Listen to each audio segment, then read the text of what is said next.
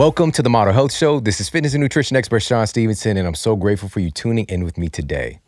Listen, we've talked about this many times, but I don't think that it can be stated enough just how much your mindset matters in creating the success that you are really capable of, all right? Your inner world is really dictating your outer world, all right? So I want to bring the very best people on the planet in mindset and helping you to really make those adjustments necessary to achieve the success that's possible for you in your health, in your fitness, in your relationships, in your career. All right, all of those things matter, but it starts with you. All right, and I'm telling you guys, listen, the person I have on the show today is, when I say best in the world, I mean that. All right, and it's just gonna blow your mind. So listen in, put on your concentration cap and get ready, all right? Really assimilate this. But first, really quickly, I got to give a shout out to my beverage today, all right? And I'm not talking about sippy. I'm not talking about that. I'm talking about my coffee. Now, listen, for years, I was just not a fan of coffee. I literally never had it since I was 5. And I took a sip of my grandmother's coffee and I was like, I'm never going to have this again. I'm never going to have it. It was Folgers in your cup. All right. So that's probably one of the reasons that it's pretty terrible.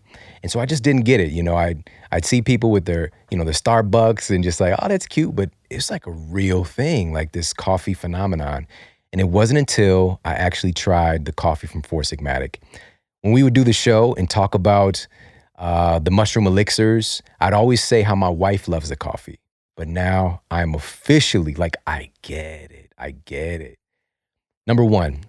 Lion's mane mushroom is one of the things on the planet, the few things that's enabling your body and your brain to do something called neurogenesis. So this is literally creating new neurons, new brain cells from this particular mushroom. That's crazy. And it's not actually a lion's mane. All right. So it's not anything weird. It's actually a mushroom that kind of looks like a lion's mane.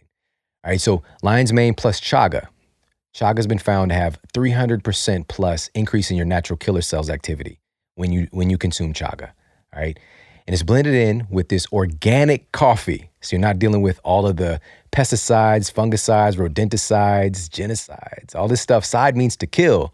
That's typically found in your conventional coffee that's out there. So you're drinking nice, smoking hot pesticides. All right. So you're not dealing with that with Four Sigmatic. And also, of course, with coffee, you get that little bit of caffeine as well. And so I wanted to share this particular study I just came across again.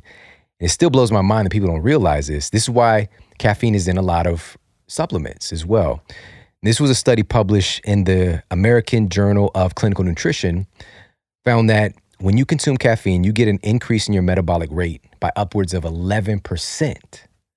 All right. And most of it, and what they confirmed was that most of the increase in metabolism is caused by an increase in the burning of fat. There you have it. Caffeine helps your body to burn fat, but we want to do this in an advantageous way because it's a very strong nervous system stimulant, right? And if you go too hard in that, you can end up with the conventional crash, all right? So having the medicinal mushroom along with the coffee is a great formula because it balances it out. You know, the acidic nature of the coffee, the alkaline nature of the mushroom, and it actually tastes really good too, all right? I love to mix it with some healthy fat, so maybe MCT oil, grass-fed butter, whatever you're into. All right, but head over there, check them out. Do yourself a favor. Get on board with not just coffee like me, but the good stuff. All right, head over to foursigmatic.com/model. That's foursigmatic.com/model. You get 15% off of everything. So pop over there, check them out. Again, foursigmatic.com/model. And now, on to the iTunes review of the week. Another 5-star review titled Jam-Packed with Tips, No Fluff, by Broad Acres Peach. I've learned so much from this show. Some of the other health shows, you can tell they didn't really plan out well and are full of fluff. Not this one. This show is jam-packed, full of important knowledge and tips. I'm learning so much about what my body needs and new habits I need to implement each day to keep it up. Thank you so much for heading over to iTunes and leaving me that review. It means the world to me. And I really do appreciate that statement. You know, we're really focused on creating masterclasses here on whatever the subject matter is, and also bringing you the very best people on the planet to help you to achieve your goals. All right. And none better than my guest today. So let's go ahead and dive in, get to our special guest and our topic of the day. Our guest today is the one and only Andy Frisella. And he's a hometown guy here in St. Louis with me. And I'm so grateful to be able to connect with him and to have him here to just learn from him today and to share him with you guys. He's the CEO of First Form, which is one of the fastest, if not the fastest growing supplement company on the planet. All right, so keep that in mind. Also, supplement superstores here in our area. You'll be hard pressed to walk around town and not find somebody wearing one of his t-shirts. It's that much of a phenomenon. All right. I was seeing these t-shirts way before I knew Andy. And then him kind of stepping out from behind, and I'm going to ask him why today, from behind the organization and being the real face of a brand is just like really, really powerful. So he also has one of the top podcasts in the world.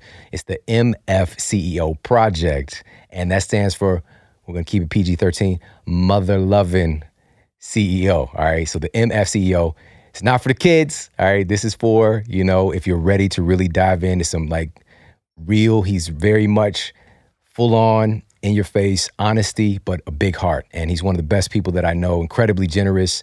And I'm grateful to welcome to the Model Health Show, my friend, Andy Frisella. What's up, man? Dude, what's up, man? Thank you so much for the gracious introduction. I really appreciate it. It means a lot. Hey, it's my pleasure, man. Yeah. I'm so pumped to be able to connect with you. I did your show, I think it was like 2 years ago. Yeah, man. First you did the show when it was like, when nobody even knew the show. Yeah. We need to get you back on it, man. Definitely. Because I would love to have, all the new listeners that we've been able to that we've been blessed with to get to know all about you. Yeah, I love that, man. Done. Yeah. But man, I would love to know, and this is the thing, I know a lot about you, but yeah, I'm going to find out stuff that I didn't know. And so I want to talk about your origin story first. So you're from St. Louis, and there's not a tendency of big thinking. Right. It's just not something that is conducive here, right. And that's okay, right. But you had some big aspirations when you were a kid. So let's talk about like, how did you go from obscurity in St. Louis to having one of the biggest companies in the world? Well,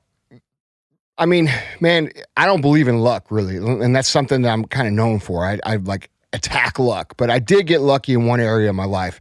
And that was that I had a dad who was able to teach me about business and entrepreneurship and encourage those things at a young age. And so from when I was little, man, I was doing things like selling snow cones or selling baseball cards. I had a baseball card shop in my dad's garage, going door to door to sell light bulbs, like basically everything from when I was like 8 years old.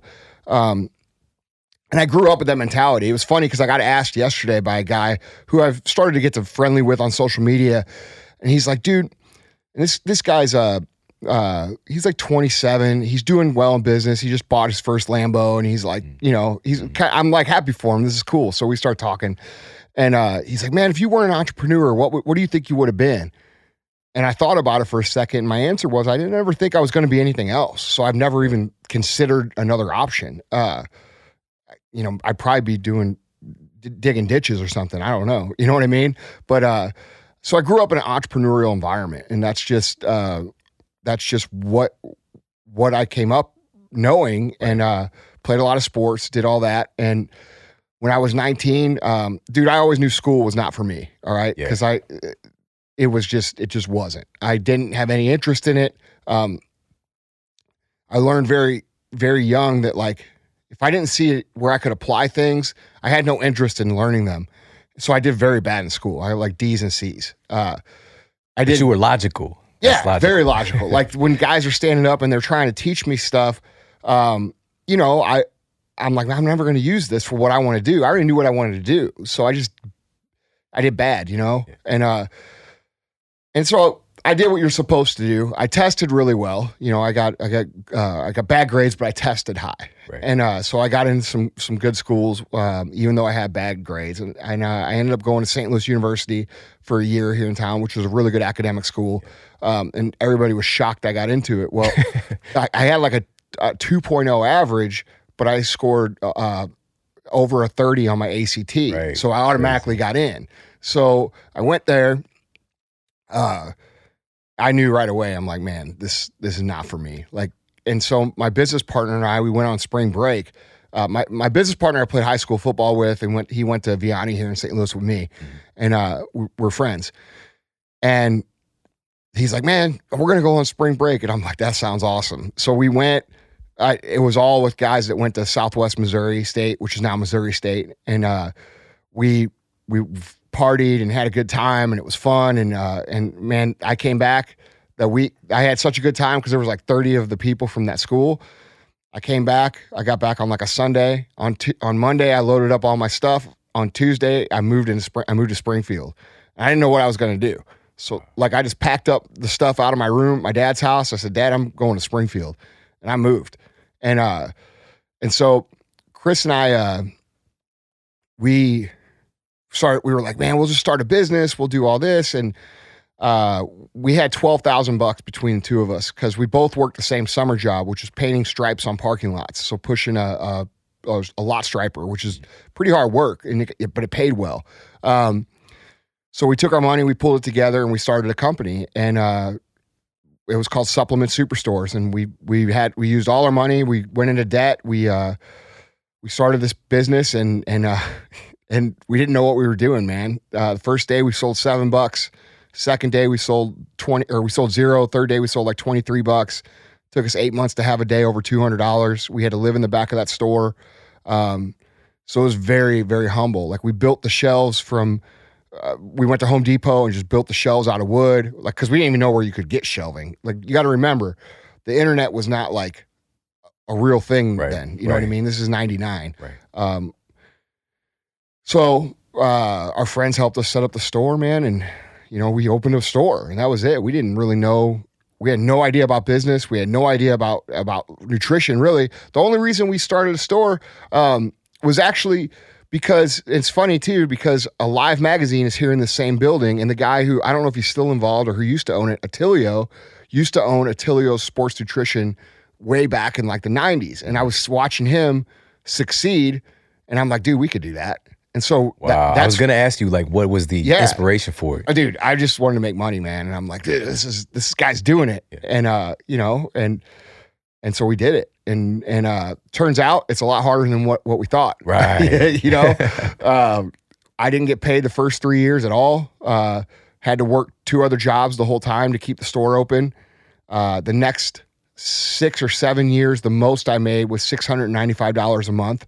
So that's 10 years in. You know, making $695 a month. Wow. Man. It was funny too, because I tried to, people were like, oh, you have such determination and drive. Yes, I do. But I also had some things happen where like, that people don't know about that kind of accidentally placed me back on the path that I'm on. Like what? My dad, who had retired, wanted to open up a Sears carpet cleaning franchise. Okay. And he's like, man, you know, this was like in 03 or 04. So we're like 4 or 5 years in, I'm not getting paid and barely making it. And he's like, you're going to come run it with me. And I'm like, all right, cool. This will work, you know? And I went up to train before we signed the paperwork in Ohio with these guys from Sears. And I ended up hurting my back. I slipped a disc in my back when I was going through their training and had to fly home and was in bed for like 30 days and it killed the deal. And then I ended up going back to work in the supplement store. So like just weird stuff like that, that I don't really know why it happened. Well, now I know why it happened, but at the time it was just like, oh, I got to go back and do this. Little did I know that what was coming, you know what I mean? So then in 2009, when I still wasn't getting paid, I said, we're going to start our own brand because we had seen so many supplement companies create the cheapest possible product or in quality so they could sell it for the cheapest possible price. And I knew what the game was, you know what I mean? The game was to be the cheapest. It never made sense to me. It never made sense like, hey, dude, I'm trying to be healthy. I'm trying to get results. I'm trying to do all these things that are going to be positive for my body. And I don't know one thing in the whole entire world where the cheapest is the best. And the nutrition industry has this culture of like the cheapest.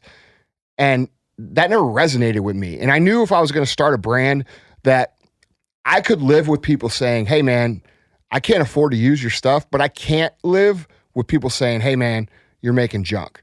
You see what I mean? Yeah, absolutely. Like I can't morally live with that. Yeah.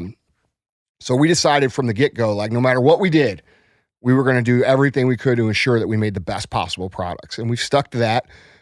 We definitely aren't the cheapest, but we're one of the fastest growing for a reason. It's because what we make works. Yeah. So it's been fun. And so where are you at today with everything? So you got Supplement Superstores, and then you got First Form. Yeah. So we still have the stores. We still have First Form together. Those companies, along with like our contract manufacturing, we're going to do over 200 million this year. So the last few years have been really, really good to us, and we're trying to make sure that we keep that going. I just want to point that out for people, because just like a decade of you barely getting by, but still being able to keep moving forward on your vision. And I want to talk to you about this. This is specifically one of the reasons I want to have you on. I've had on people who've been in the movie The Secret, but I didn't ask them about law of attraction. Yeah. All right. We talked about other stuff because I wanted a real person who's very logical. Right. And not saying that they aren't, but you know, like they're in that. They're not. I'm not selling it. Yeah, right? exactly. You know what I'm saying? So I've heard you say, and I haven't heard you talk about it though, but I've heard you say that that's something that you subscribe to. And like when you got injured and ended up, you know, like it put you back on this path to what you actually visualize as your success. Like this is your way. Yes. And that's looking back. Okay. I never knew what it was, because the secret was the first exposure to law of attraction that I ever had. Like a lot of people, right? We hear about it and we're like, oh, if we think about an elephant, the elephant's going to show up. And that's not how it works. You know, there's so much more to it. There's quantum mechanics, quantum physics, all these different sciences that study this stuff. So I got introduced to it, like by most people, by The Secret. And then I went and did my research, because that's how like I am. Like to me, like everybody's full of crap until I go see that they're not. You know what I mean? It's just my mentality. So I have to like double check everything. So I start looking into it. I start researching. I end up way over here into like quantum physics, and I start to realize what's happened in my life. And I look back, well, when I started my business, and this started from when I was 8 years old. This is how I started doing the things like selling baseball cards and all this stuff. I saw, back when I was 8, I saw a Lamborghini, a white Lamborghini at a gas station. All right. And listen, I don't know why, and I don't know why I have this. And sometimes I wish I didn't have it because it cost me so much money, but it cemented this like love of cars into me that I've always had. Yeah. So my whole motivation from when I was like 8, my whole life, I'm like, man, I'm going to be successful so I can get a Lamborghini. And like, I thought about it. Like I had posters, I obsessed over it. Okay. Hot Wheels, Micro Machines, remote control cars, like anything with a motor, I'm obsessed with. And I still am today. So over years, I focused on this thing, right? And I realized what happened when I got hurt. What that was the universe saying, no, that's the wrong turn, bro. Yeah. Get back on this path, because you're never going to get where you've been focusing your energy. And so I am a huge, and that's just like one story. I could tell you 20, and I'll tell you another one that's really good here in a minute. But there's way too much proof in my life that it works exactly like people say, where you focus and focus and focus and focus and focus, and things materialize. Yeah. There's too much proof in my life for me to not believe it 100%. And like, I'm to the point where part of it's just paying attention and being aware. Like, I'm so aware of what I bring into my life. Like, I have to be careful what I think about. That's deep, man. You get what I'm saying? Absolutely. I want people to really absorb this, because I don't think we really understand how powerful we are, you know? And also, you know, with you having that vision, and I want also people that's just like, you know, well, this is materialistic. So what? Yeah. If that's what's going to get you to get up and to use your life energy. I've got 4,000 people that earn a living because I love a Lamborghini. All right. Yeah. So if you want to boo-hoo me for being materialistic, go ahead. I don't really care. Man, you know what I'm saying? That's powerful. And listen, what I also want to point out is, when we have these aspirations, so if your thing is like, you know, when we decide what we want, you got to be real about what you want. Yes. So like this brings up a good point about materialistic nature.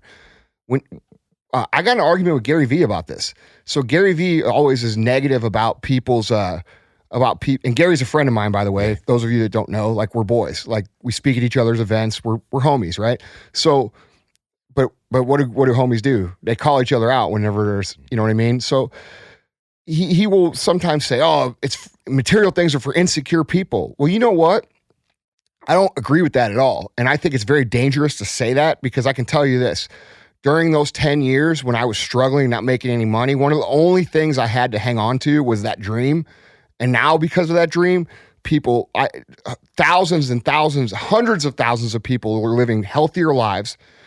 Thousands of people are earning their whole entire living from our company. Okay. So there's a lot of good that comes from you have to be very careful how you judge. Now, obviously, you evolve, right? And like, so for me, when I was 19, my motivations are different than they are now. Now I've accomplished all those, materialistic goals. I have a very nice house. I have every car, that I think is cool. And I have all that stuff. So now my motivation has switched and evolved into things for like my team and things for my customers, and not things, but like helping them evolve and helping coach them. And that's one of the reasons I got into the podcast, because I felt an obligation to help people with personal development and business, because I was blessed to have a dad who taught me some of the fundamentals that allowed me to have that. And I know most people don't have that. Right. And that's literally just paying it forward, giving back in a way that this is something that's free, that you don't have to do, but because it's not just the material object, it's who you become in the process. Dude, listen, you and I are buddies, but I don't know your religious beliefs. And I'm going to say something I've never said on anybody's show. Dude, when I was broke and poor, I used to pray, and I pray every night. Like, I don't talk about I don't think that's anybody's business, like everybody's beliefs and stuff, But I would pray, man, every night, and I would tell God, I would be like, man, if you just let me, become successful, I'll do good with it. I promise you, I'll be one of the people that would do good with it. And you know what? When that success came, I've figured out ways to do good with it. You know what I'm saying? I've done things that I've done the things I can, and I continue to try to do the things that I can to pay that promise back. You know what I mean? And so a lot of people, I think that the universe, a lot of people will call that the law of attraction, God, and vice versa. I don't know if it's God, and I don't know if it's the universe, but what I do know is that there's something else out there that is responding to the way that we focus and what we ask for and what we act upon. And if you do it long enough, I don't have any doubts that what you're focusing on and what you're trying to do, I don't believe there's any limits on it. Yeah, absolutely, man. A great example, it just popped into my head just now. I saw a tweet that was reposted from Michael B. Jordan, who's starring in the new movie Black Panther. Yeah. He's the villain, right? But he had tweeted out like 6 years ago, or maybe even longer, Black Panther, let's do it. Basically I'll be perfect for the role. Let's make it happen. Right. And he was just getting started in this business. And I think he'd done one semi-successful movie. Maybe it's Fruitvale Station, but he's literally ended up being in the movie. And he's a Black Panther. Yeah. He's the villain, but he's suited up, like that whole thing. And it's just like, oh, well, that's just for him. Yeah. No, we're all doing that. And it might not be exactly the way you envision it, but just keep moving forward. Dude, here's the crazy thing about the law of attraction is that we are all doing it. You're doing it. I'm doing it. It's just a matter of if you're doing it consciously or if you're doing it without being aware of it. And most people they're not aware enough to know that what they're getting, they thought about over and over and over again. If you think about debt and how bad your life is and how hard your job is and how much you hate it, guess what? You're going to hate it more. You're going to have more debt. Your job's going to be harder. And you're manifesting that. And they're like, well, how do I break free? Well, the first way is to become aware, like aware of what your thoughts are. And let's be real. Do I have negative days? Absolutely, man. But here's the thing. It's like a 90-10 rule. You got to be able to catch yourself. Like when you're in that state and then, readjust where you want to be. But dude, like me, for example, like I just got back from speaking at 10X where I ripped people's faces off, man. It was awesome. It's the biggest entrepreneur event in the world. And when I was young, growing up, and I think I told you this one time, dude, I want to be a rapper. Yeah, you told me. Yeah. So but I could never, I always thought of myself being on stage, being a rapper. And I'm into hip hop and people, and I wanted to be a rapper so bad. Like I just couldn't ever figure it out. And, wait, you got to share the name though. Oh, dude, I had a couple, man. Please, man, please. Big Sexy AF, Sexy. Yes. I think it works, man.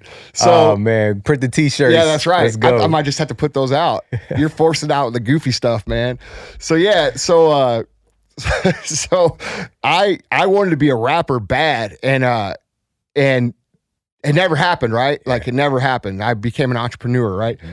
But here's the funny thing. If I pay attention, now I get paid rapper money to go speak to crowds that are 15,000 people and do a show for them. Yeah. You know what I mean? Yeah. It's really not that different. Yeah. You know what I mean? I'm driving the same cars. I'm making the same money. Yeah. You know, I just don't. And rocking the crowd. Right. It's just a little bit different. So you have to be aware of that. You might not end up exactly where you want to be, but man, it's in my experience, it's been pretty close. Yeah. You know, like I got this one story I got to share. This is the craziest story for me. So, when I was building First Form, okay, nobody would take us serious because we were literally picking up, we were just selling in our own stores at first, but I wanted to build it into a national powerhouse brand. Okay. So nobody took it serious. So like they're looking at me, I'm here, I'm this guy who's not making any money.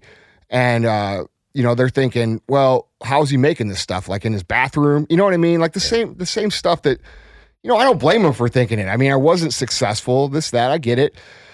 Well, I was partnering with a company and we were literally picking up our orders in the back of my pickup truck and driving them around. That's how little we started. So like I had to figure out a way to get people to take us seriously or even try the product because they knew like there's no way you could be doing this. So I knew that just from my research on my own, I knew that the University of Oklahoma had a sports nutrition research department. And I didn't know anybody there. I didn't know anything about it. I just knew they had it. And so I would do what a lot of entrepreneurs do when they got to eat is I would bullshit people, okay? Yeah. And I would say, hey man, you know, we're getting these studies done at the University of Oklahoma right now, all right? And I would tell that was part of my spiel, right? Yeah. Just to get people to try it because I was desperate, man. I didn't know what else to do. And looking back, you know, was it wrong? Yeah, it's wrong to lie. But here's the thing. I did have good intentions and I did want the product to go to University of Oklahoma. I just hadn't done it yet, like I told them, right? So I said this like in the store, literally, man, like 20 times a day over the course of like 3 years, okay? So like thousands of times. Hey, man, you need to try this. We got studies going on at the University of Oklahoma right now, right? Like that. So, and when people would ask me about it, they would say, hey, Andy, how's First Form going? I'm like, oh, it's going great. We got these studies going on at the University of Oklahoma. Like I would tell them like, you know, it's going to be great. We're getting ready to get them back. And I had not even sent product there, you know, it was totally made up and fabricated. Well, at our family Christmas, my dad we don't have like family Christmas. It's like friends and family. It's kind of like a Christmas party. Yeah.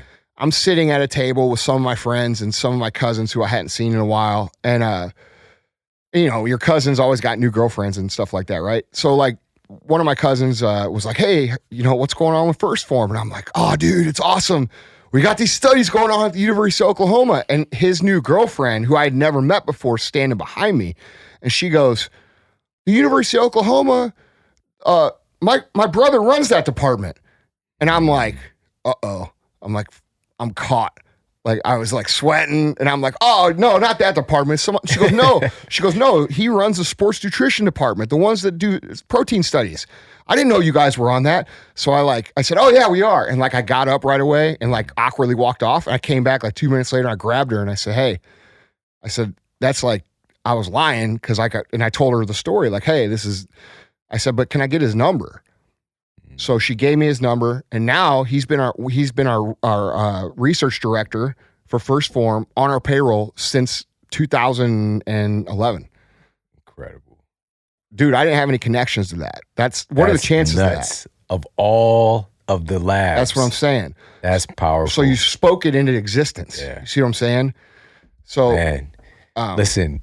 There are so many examples of things like that in all of our lives. Right. It can be for the good and the not so good. Right. I want to point people to one thing. Even if you're not looking into, you know, quantum mechanics, string theory, all this different stuff, we can look at just what's happening in our own brains. Right. When we get focused on something, so we've got like the reticular activating system, reticular cortex, period. It's like a part of our brain that is like a heat-seeking missile, right? Whatever you start focusing on, it's always scanning your environment for the thing you're focused on. Right. And so you start to filter out unnecessary things. You start to see things that are more in alignment with the thing that you're focused on. How powerful is that if we can actually tap into it, use it consciously? That's what I want people to do starting today, being honest about what you want and just having a practice of focusing on that thing. Dude, I want to get back to what you just said, being honest about what you want. Okay, that is like a huge key and a huge hang up for why people can never get it to work for them, because people are so worried that they're going to be judged for saying what they really want, that they'll say what they think everybody wants to hear. And there's a problem with that. What you're putting out is getting tangled up with what you truly believe in your heart. Okay, and your message, what you put out, has to be congruent with what you believe if you want to attract it as fast as possible. So when you say, like, I hear this all the time, man, like in business, because I get, literally tens of thousands of questions a month through my podcast. People will say stuff like this. Well, I want to be in business because I want to make a difference. I don't really care about the money. And I'll quickly say back to them, like, no, dude, do you really not care about the money? Or are you just saying that because you think it's the right thing to say? Exactly. And what I'll find out literally every single time is that they care a lot about the money, right? That's okay. That's okay. You can do a lot of really good stuff with money. I built my high school a new football stadium, a new baseball stadium, a new weight room. I put kids on scholarship. Like, I do all kinds of stuff that I wouldn't be able to do if I didn't have the money. Guess what? I also do some fun stuff for myself. But the point is that there's nothing wrong with wanting those things. But if you really want them, you've got to be honest with yourself about what you want. Right. It's societal conditioning. Yes. And societal conditioning ruins the law of attraction for a lot of people because they can never get it to work. Yeah. Right. That's again, there's a lot of pieces of wisdom to really pick up from today, but man, I think that it's so crazy that we have to talk about being honest about what you want. Yeah. But it's just because of our environment, Well, dude, we get judged. You say, you're materialistic or, exactly, you're selfish. Dude, I have literally 20 exotic cars, right? And I drive like one of my... You have that Lamborghini. Yeah, I drive one of the Lambos up somewhere. And people look at me and they say, oh, dude, he's probably really selfish. But they don't know me. And I know they don't know me. You know what I mean? Yeah. And that's fine. It doesn't matter what they think. The way I've gotten to where I am is because I've been honest about it with myself. You know what I mean? Yeah. And so, us being bombarded by negative thinking and limited thinking, from our family, from our friends, from our teachers, from the time that we were getting into school until the time that we're grown adults, we've been told you're supposed to do this, you're supposed to do that, you're supposed to do this, have this kind of job, drive this kind of car, make this kind of money. And unfortunately, most of the people who are teaching us that are living life at a low level. And so that builds us into a box that just creates more and more and more of that. And so we, as people who want more and want to achieve more and want to impact more, have to figure out how to get outside of that. Yeah. Man. We talk about all areas of health. So nutrition, fitness, stress, sleep, all that good stuff. But I've also brought on experts in financial health, your financial fitness as well. And I put some of those episodes in the show notes because I know firsthand that stress about money, or why it's specifically from, your health itself is suffering. Right. And I've seen this firsthand growing up in a household where we're, on food stamps and getting food from food pantries and things like that, and seeing my mom cut corners or, the stress involved. Right. And hurting other people. I don't want you to ever be in a situation where there's something that's good for you to do, but you're not doing it because of money, right? I feel that money should never be the reason that you're not doing something that your heart is drawing you to do. And so that's what I want people to really get. And having you on, and also just those lessons and very practical lessons as well. Yeah. Like, it's okay to build up your financial health because not only are you going to be in a position to make better. It's okay, dude. It's great. Yeah. It's a great thing to do. It's responsible. How much difference can you make versus, people say things like this.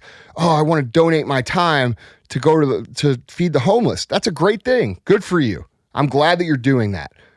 But what if you could build 10 facilities that would feed homeless people? What's more valuable? You see what I'm saying? Yeah. So people get caught up in like thinking that you have to be morally correct or wealthy. And the truth is that you could be both. Yeah. You know what I mean? You can. I love that, man. Yeah.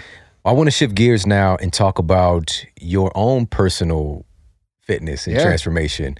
You know, so you're running this and it's really kicking butt, you know, taking off a couple years ago, and you find yourself on the wrong end of fitness, you know. So I think you've lost like 100 pounds, man. 110. So let's start first. Yeah. How did you get in that situation where you were that far off with your health? Well, I think I found myself in a situation that a lot of people find themselves, you know, when they're struggling, right? You're running from thing to thing to thing. Your own personal health gets put on the, because I was always an athlete, man. Like when I was in my 20s, I could get ripped on Subway sandwiches. You know what I'm saying? I didn't have to, I just had to clean it up a little bit and I would stay in shape. And I stayed in shape because I was working at the store in the counters, you know, I dealing with people. If I didn't look the part, guess what? I didn't sell anything. So it's just part of the deal. And as I removed myself, as our company grew from those situations, I started being like a lot, you know, I didn't really know. I've learned everything by fire, right?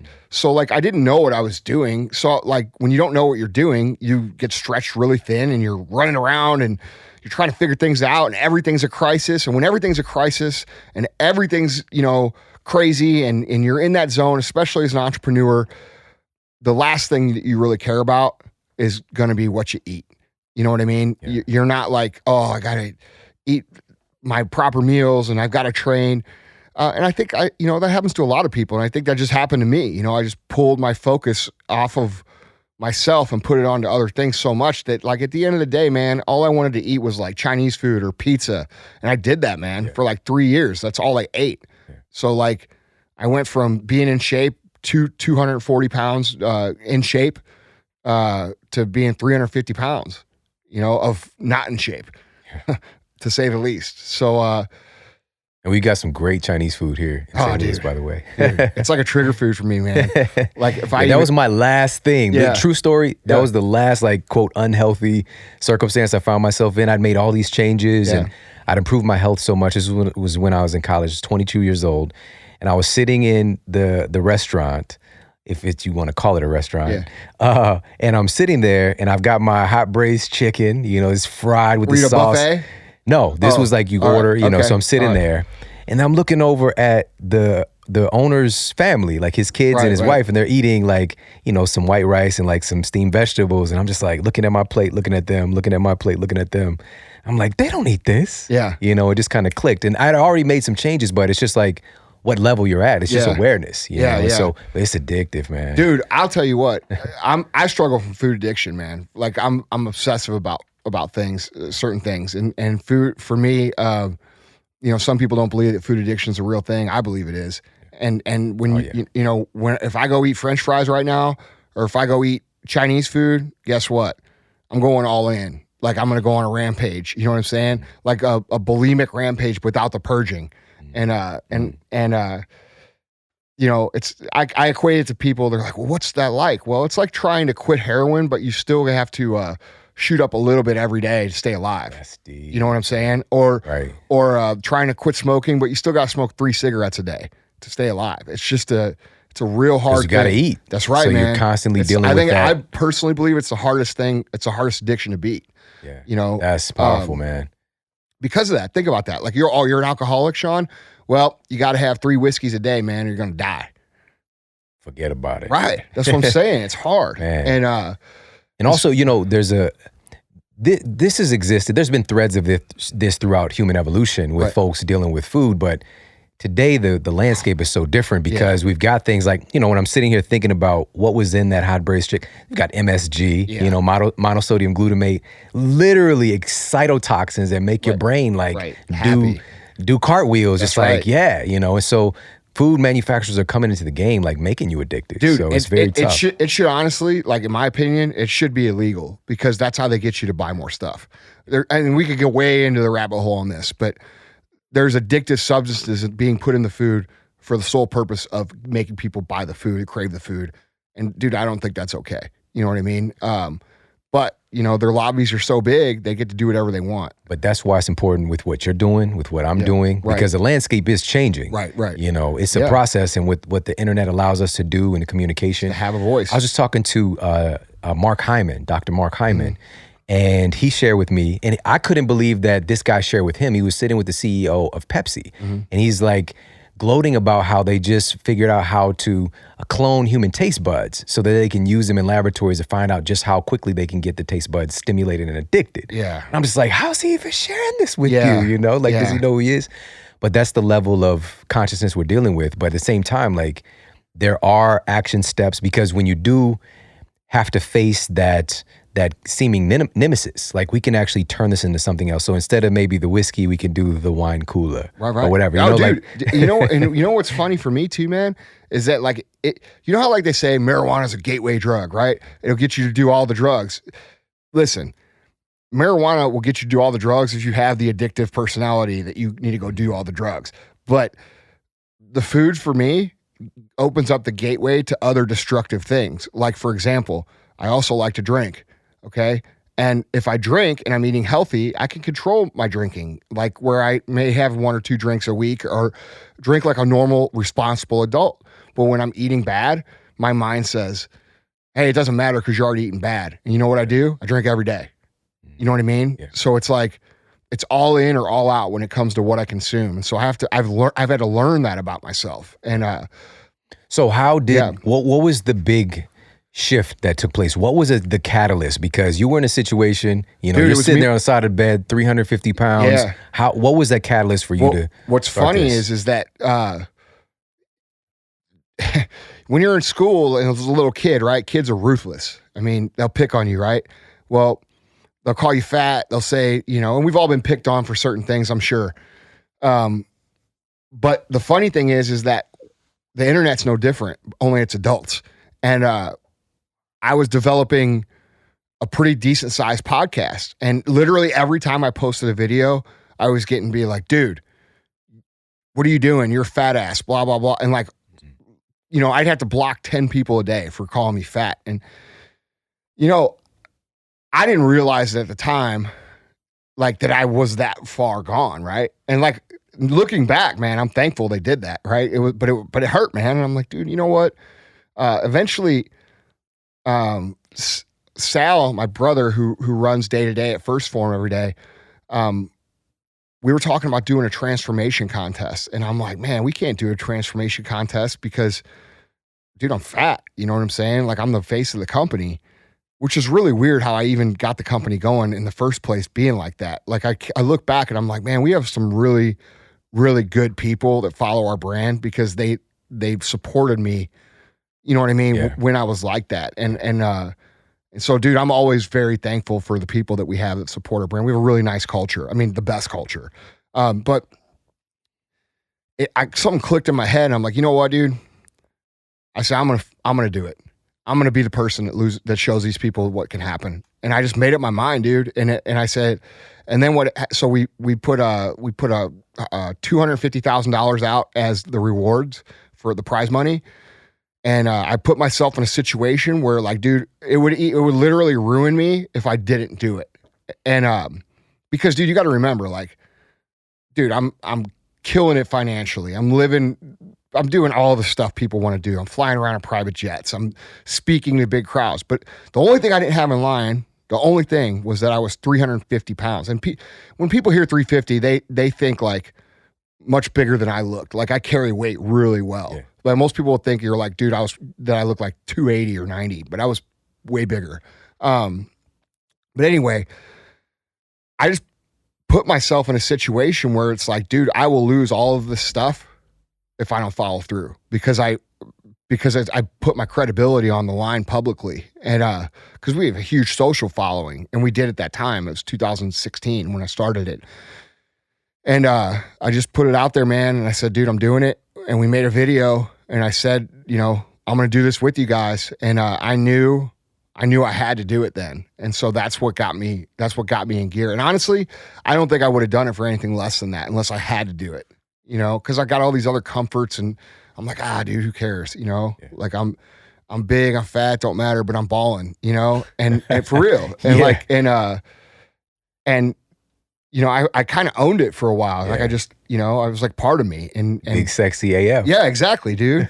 And so you know, like, dude, look at Rick Ross, man. He owns it. You know what I'm saying? Like, he owns it. Oh man, he's on CrossFit now, yeah, man. He Like looks he's lost great, a dude. lot He's of weight. down 100 and something. You know, pounds. one of the funniest moments of my life that I don't think maybe 10 people saw. I was watching some random interview show Pharrell had, and he had DJ Khaled on. Khaled's been trying to get his stuff together for a long time. Yeah. He just need to talk to me for a minute. But Khaled was just like giving props to Rick Ross. He's like, you know, ever since he started doing this Ross fit, you know, it's this Ross fit.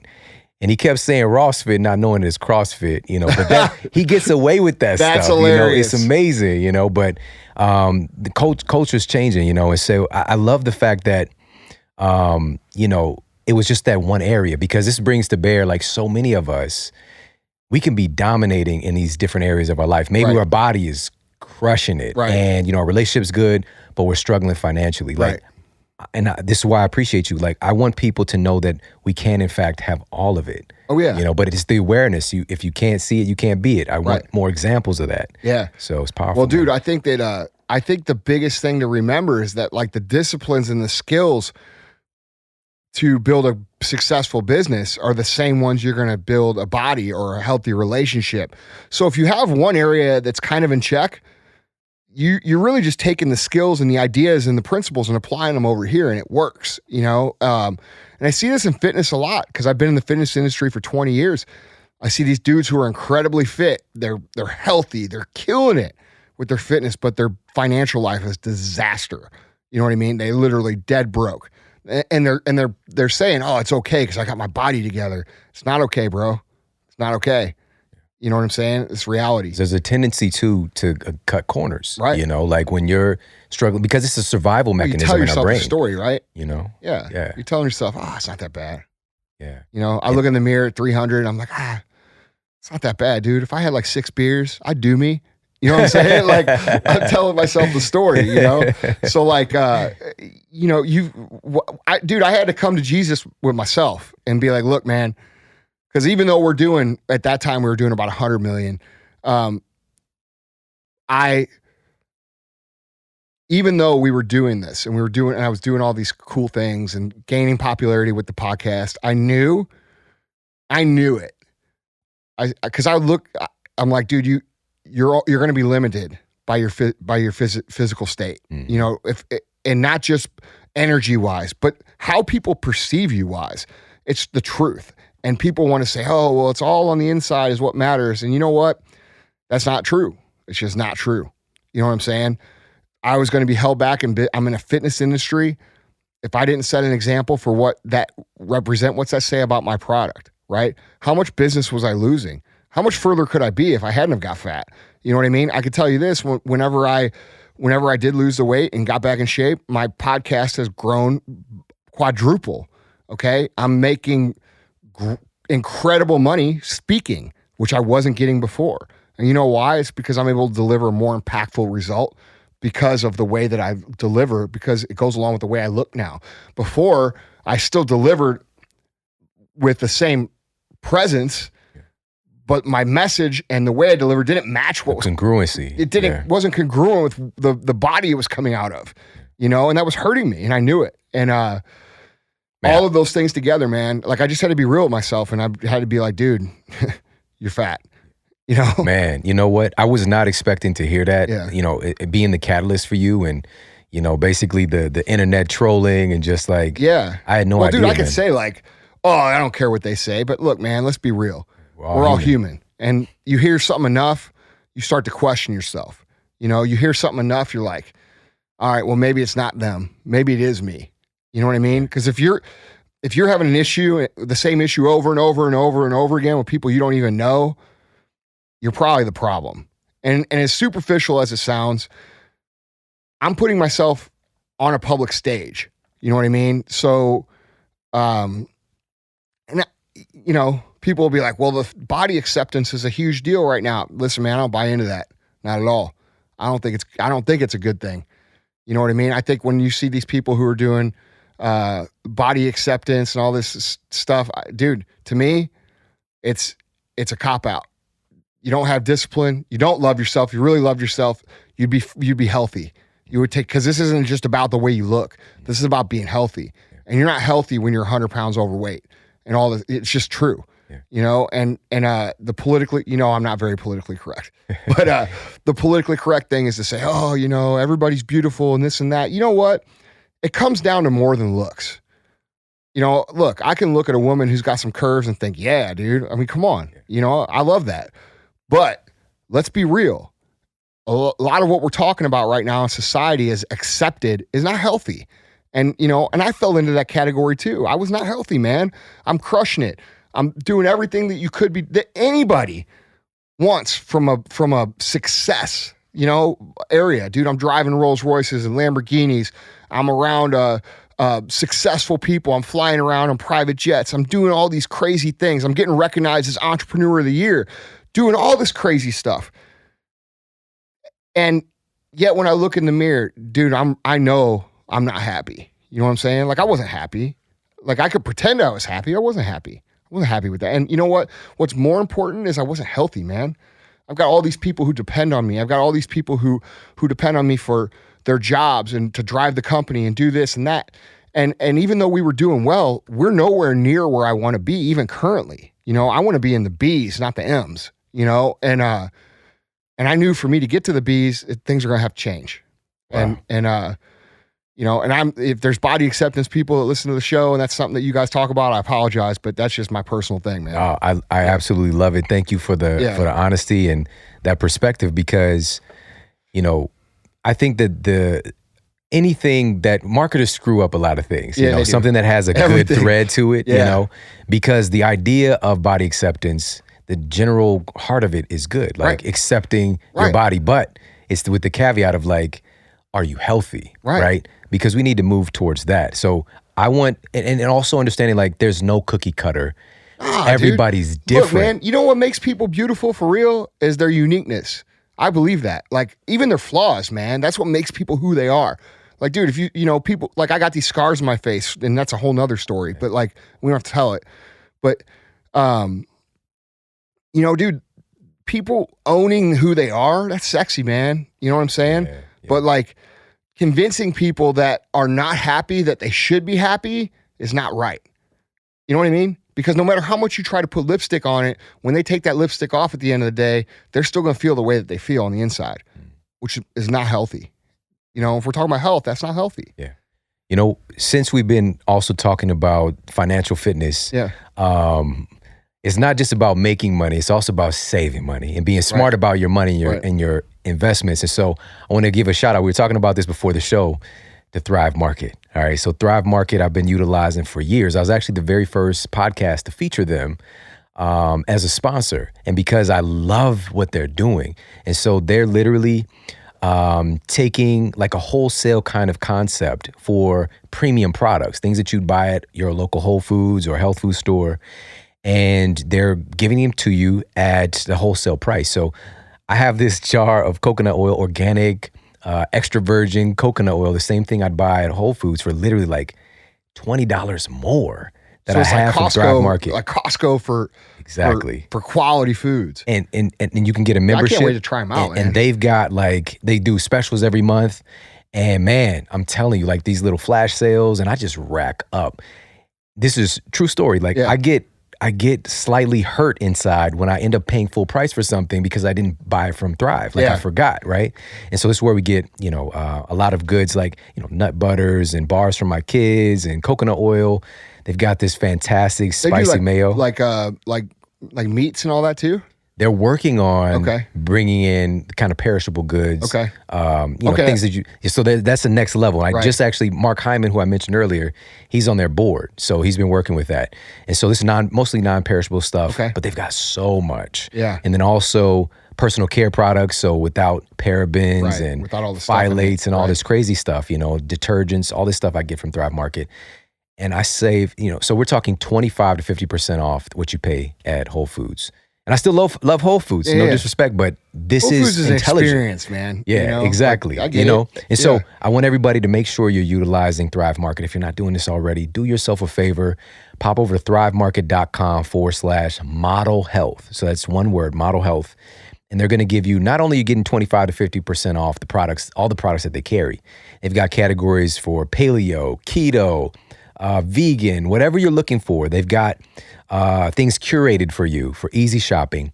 And you get an additional 25% off your entire first purchase by going to thrivemarket.com/model health. All right. And I believe you're going to get free shipping too. All right. Because that could be that thing that does it for you. It's like, I'll spend $300 on stuff, but $5 for shipping. I don't know. You know, so you get free shipping as well. Man. All right. So everybody pop over there, check them out. thrivemarket.com/model health. I promise you're going to love it and become a big fan like I am. And so, man, I want to talk to you because, you know, we're here in St. Louis and it's... Dude, like no BS. I'm looking forward to trying that. Like, yeah, it's amazing, man. It's amazing. You know, being from St. Louis, we've got some really amazing people here. Like the people in St. Louis are just... You know, just good people. It's a lot of good people. Yeah. But we mentioned at the start of the show, just thinking big because it's just our paradigm, you know, being able to see something like close that you could touch. You've been there for a lot of people, just seeing you, what you've accomplished. But you've done this without a lot of connections, without a lot of people who are doing huge things outside of our paradigm. So what would you say to folks who are just like, I can't do that because I don't have the connections? Man, you know what's funny?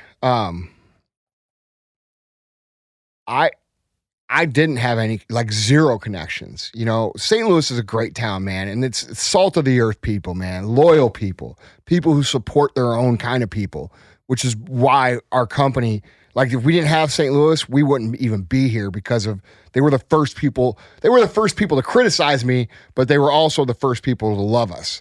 And our company has grown from that love. And I'm forever, like I love being, you know, from St. Louis, man. I take a lot of pride in it, but I didn't have any connections, man. And so I wasn't familiar with social media at all. This is in 2013 and 14. And I was talking to a friend of mine, and I saw some dude on social, and I saw that my friend, they were like having a conversation, right? This guy's name was Rob Bailey, and today he's one of my best friends. But he owned a company called Flag Nor Fail. And at the time, they were just dominating the internet. They still are killing it, but they were like it. It was before nobody was doing online fashion and clothing. And like, dude, just way ahead of the game. And I asked my friend Curtis, I said, hey, dude. I said, you know that guy? And he's like, yeah. And I was liking what he was doing, right? Yeah. I'm like, this guy's cool. He's like, he's telling how it is. He's running his company the right way. And I said, hey, you know this guy? He's like, yeah, I know him. And I'm like, will you give me his address? And so, dude, I knew that to get his attention, it was going to have to be something big. So I put a pallet of our product together and I wrote a note and I said, hey, bro, I know you don't know who I am, but I don't want anything for this. I just want you to know that I think what you're doing is cool. Well, I sent it up there. You know, it was over the top thing, right? Yeah. Like the whole pallet full of stuff, nuts. Right? It cost me like $5,000, you know, to send that and all that. And he called me up on the phone. He's like, dude, I don't know what to say, man. Like nobody's ever done this. And we talked for a few minutes and he invited us up to his headquarters and we went to a camp that he was putting on as guests. And I just started seeing how he interacted and how he did. And basically, like, I would just ask him questions about social media and like, what do you think about this? Or how do you do that? And we would talk back and forth. And, dude, I really learned a lot about social from him. So I started putting those things into play. I started getting some traction, right? And then I realized like, hey, dude, what's stopping me from reaching out to whoever? Like, so the very next person I reached out to was Gary Vee. And cause I had read Crush It. Yeah. And I'm like, and Gary had just gotten his internet going then. Like it wasn't like he is now where he's like the number one most influential entrepreneur in the world. He had just gotten social going. Like he was on YouTube, but I'm talking about Facebook and Instagram. Mm-hmm. So I reached out to him and you know, I think at that time we were doing right at 100. And I said, hey, and this is a true story, by the way. I read Crush It. I took a lot of the info from it. I went out and applied it. And guess what happened? I did very well. So I told him, I said, hey man, I know you don't know me. My name is Andy. I own these companies. I started here. This is where I'm at now. What changed for me was when I read this book you wrote called Crush It. Well, you know, and I just want to say thank you.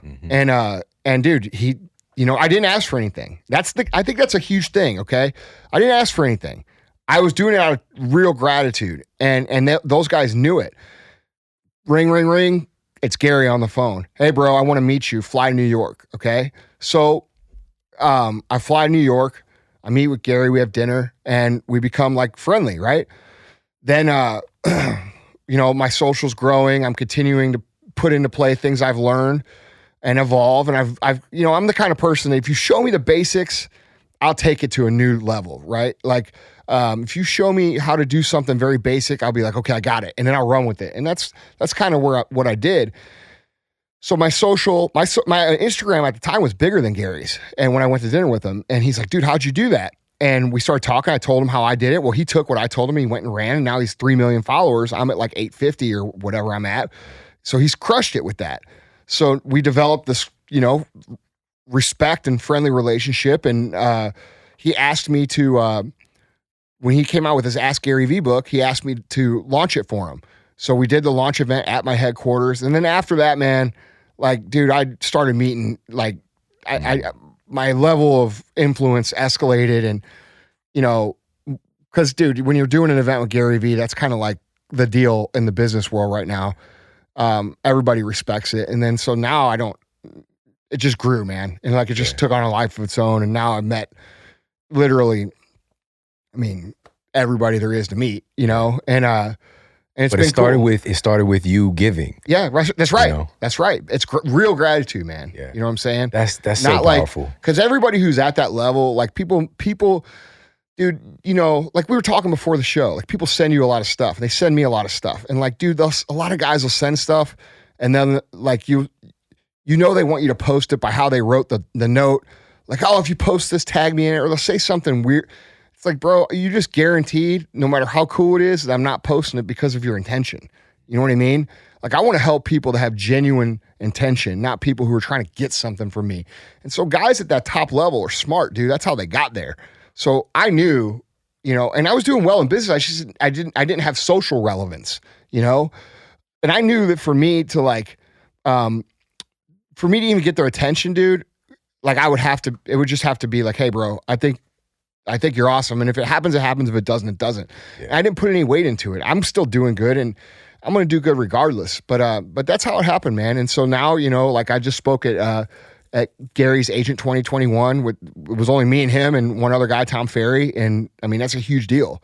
And now I'm, you know, dude, I'm getting paid to speak $75,000 an hour. So, I mean, like it's gone from like, nobody knew who I was to like craziness. Yeah. Because that's the thing. It's just like you came out from behind the scenes. Yeah. And for a lot of people, it's just like out of nowhere. But it's been like all of these years of putting in work. Right. And then, you know, having the audacity to give. And I think that's important is like to do this without expectation in a way, you know, to drop the expectation and just do something good. Lead with value, lead with giving. Yeah. And you know what's funny is all the guys at the top level, that's how it works, man. Like there's no, like I see these dudes who are down there at like the middle level and they're trying to break it to the top level. And it's always like, well, dude, if you do this for me, I'll do this for you. It's like this tit for tat ledger sheet. And the reality is at the top level, you know what I want? I want Gary to win big. You know what I'm saying? You know what Gary wants? Gary wants Andy to win big. And I could say that for all of my friends that are, you know, like, dude, I want Shawn to crush. You know what I mean? And I know Shawn wants me to crush. We talk about Lewis Howell, who's a mutual friend of ours. Do you have any doubt in your mind that Lewis doesn't want you to be the biggest, baddest thing ever? Man, I just today recorded a show. I don't know when it's getting put out on this timeline, but I talked about Lewis specifically. It just popped into my head. I was giving an example of how not to go about a relationship. An example of somebody in my family, like just taking advantage of me and not being there, just calling when they want something. Right. Versus what Lewis does. Like I might not talk to him for a couple of months and he might reach out because he does want something. He's got a project coming out, whatever. Yeah. But number one, I know it's of high value. And number two, every time he gets a chance, he's doing something to bring value to my life and to help me. That's right, man. You know, that's so it's like all just and us. Everybody at the top. Like, dude, I met some awesome guys. like Bedros Keuilian and like Dean Graziosi, who's one of probably the most influential success coach behind Tony Robbins that there ever has been. Okay. This dude's like, I mean, dude, he does $200 million a year in courses, in info courses for his products. He's crushing, and he has been for 30 years. You know what I mean? This dude's on the phone with me twice a week now because I had him on my podcast, telling me, hey, let's do this. We can do this. We can do that. We can do that. Giving me pointers about how I can improve just because he wants you to win. And I think so many people stay at that lower level and the middle level because they have that scarcity mindset of like, well, if that guy wins, that means I'm going to win less. And that's not true. The truth is that if you want people to win genuinely, not just say it, like, how like some people will say like, oh dude, I wish the best for him, but deep down they don't. I'm talking about genuinely want people to win. This is so funny. The guys in the studio know our team that I just talked about this, even their songs about it, fake people showing fake love to me, because it's just like, not only it's there's one thing for people to not cheer you on when you win. Yeah. Another thing is the fake cheer you on. And that's worse. Yeah. That's absolutely. Worse. Dude, the fake cheering on's worse. I'd rather have people be like, F you, dude. You suck. I'd rather have that. But yeah, man, you have to be coming from the heart, from the right place. Like, dude, all the people I connect with and the people that I've had on my podcast, my good friend Ed Milet, like, just guys that, Bradley, these dudes, they're all super ultra successful guys.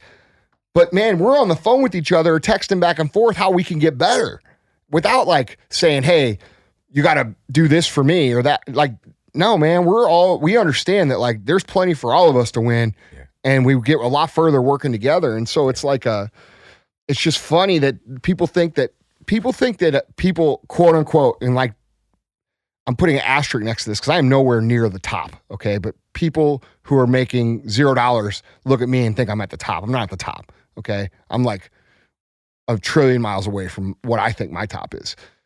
So, but they see people who are at a higher level and they think those guys got to be selfish and they've got it, they got there by hurting people and screwing people and this and that.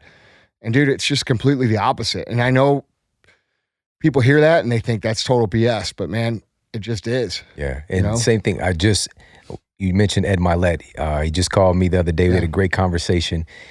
He's one of the most successful people walking around. That's right. He's just finding ways that he can help me. That's right. And, he's just meeting me, right? Yeah. And also, he knows some of the things that I've been able to accomplish. And there's a reciprocity there and an acknowledgement of care and of passion. Yeah. But I think a big word that I like to use, and I've coined this, I haven't really heard anybody say this, but cooperation, where we've, in ways we are competing. But guess what? We're also cooperating and lifting each other up because I love it when you're number one. There's a fine line between competition and collaboration.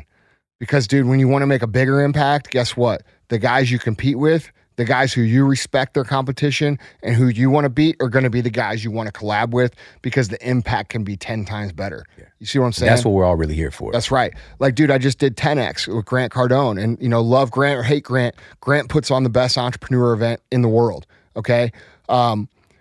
Every single person there, I want to destroy when I go on stage. Right. Like, I want to go up and be like, dude, you shouldn't have even showed up. But you know what?